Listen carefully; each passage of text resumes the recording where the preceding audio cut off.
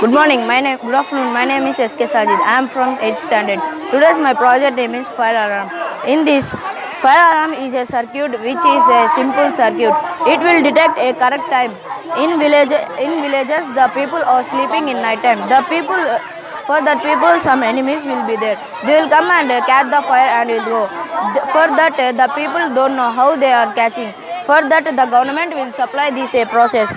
If enemies are come and apply the fire means like this sound will come.